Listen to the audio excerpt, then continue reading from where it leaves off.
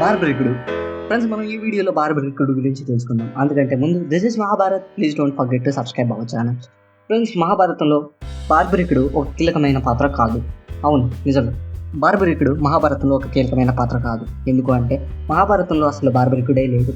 కాబట్టి వ్యాస మహాభారతంలో కానీ లేదా ఆంధ్ర మహాభారతంలో కానీ బార్బరికుడి యొక్క క్యారెక్టర్ గురించి ఎటువంటి దాఖలం లేదు. అయినా సరే నేను ఈ వీడియోలో బార్బరికుడు గురించి చెప్పబోతున్నాను. ఈ వీడియో ముందుగానే నేను ఈ విషయం చెప్పడం జరుగుతుంది. బార్బరికుడు అనే క్యారెక్టర్ మహాభారతంలో లేనే లేదు.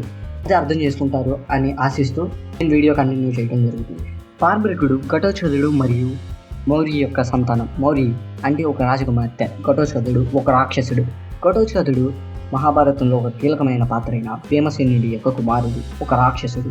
ఇతను భీముడికి మరియు హిడింబకు జన్మించాడు. అందువల్ల ఇతనికి ఘటోత్కచుడు అనే పేరు పెట్టడం జరిగింది. అలాగే ఇతని కుమారుడే ఈ బార్బరికుడు. ఈ బార్బరికుడి దగ్గర 3 దివ్యాస్త్రాలు ఉన్నాయి.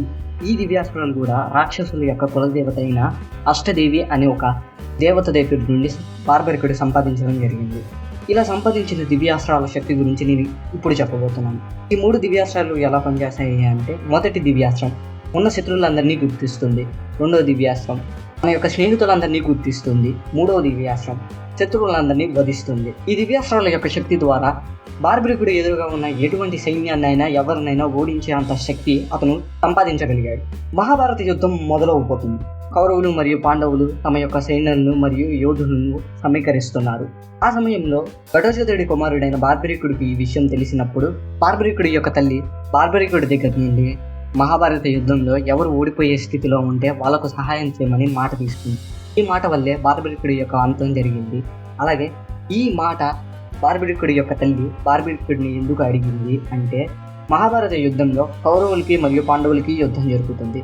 కౌరవుల వైపు భీష్ముడు, ద్రోణుడు, కర్ణుడు, అశ్వత్థామ, కృపాచార్యుడు మరియు ఎందరో మహావీరులు, దానికి తోడు దాదాపు 11 అక్షౌహిణుల సైన్యంతో కలిసి కౌరవులు చాలా శక్తివంతంగా ఉన్నారు. ఇటువైపు పాండవులు కేవలం 7 అక్షౌహిణీల సైన్యంతో కేవలం అర్జునుడే మహారథిగా ఉన్నారు.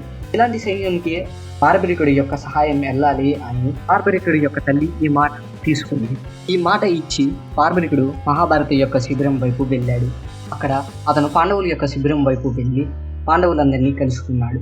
అలాగే తన యొక్క మాట గురించి కూడా పాండవులకి చెప్పడం జరిగింది. ఈ మాట విన్న పాండవులు నిర్ఘాంతపోయారు. ఎందుకు అంటే, ఇప్పుడైతే మహాభారతంలో పాండవులే బలహీనంగా ఉన్నారు, కానీ సమయం గడిచే కొద్దీ కౌరవులు కూడా బలహీనపడవచ్చు. అప్పుడు బార్బరికుడు కౌరవ సైన్యం వైపు వెళ్ళిపోవచ్చు. ఇది పాండవుల్ని ఎంతగానో తులిచివేసింది.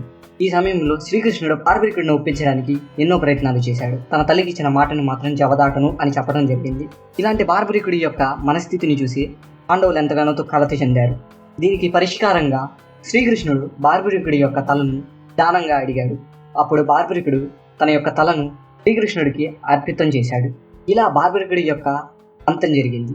కానీ శ్రీకృష్ణుడిని తను చనిపోయే ముందు బార్బరికుడు తను ఈ మహాభారత యుద్ధాన్ని మొత్తం ప్రత్యక్షంగా చూడాలి అని కోరుకున్నాడు. ఈ వరాన్ని ఇచ్చిన శ్రీకృష్ణుడు అతన్ని ఒక పర్వతంలా మార్చేశాడు. అదే కాంబోజ పర్వతం. ఇప్పుడు కూడా కాంబోజ పర్వతాన్ని పూజిస్తారు అని కొన్ని కథలు ఉన్నాయి. అలాగే ఈ మహాభారత యుద్ధం జరిగే మొత్తం సమయం ఈ కాంబోజ పర్వతం మహాభారత యుద్ధం మొత్తాన్ని చూసింది. అందువల్లే మహాభారత యుద్ధాన్ని మొత్తం బార్బరికుడు చూడగలిగాడు. సో ఈ వీడియోలో నేను బార్బరికుడు గురించి చెప్పడం జరిగింది. కానీ బార్బరికుడు అనే క్యారెక్టర్ మహాభారతంలో లేనే లేదు. ఇది 100% ప్రూఫ్. కానీ ఈ వీడియో నేను ఎందుకు చేశాను అంటే, నా సబ్స్క్రైబర్స్లో ఒకడు ఈ విషయం గురించి నన్ను పర్సనల్గా అడగడం జరిగింది. అలాగే నాకు మెయిల్ చేయడం జరిగింది. ఇందువల్లనే నేను ఈ వీడియో చేయడం జరిగింది. సో మహాభారతంలో బార్బరికుడు అనే క్యారెక్టరే లేదు. ఈ వీడియో మొత్తం ఫేకే. So this is Mahabharat, please don't forget to subscribe. And వచ్చే వీడియోలో కలుసుకుందాం ఫ్రెండ్స్. అంతవరకు సెలవు.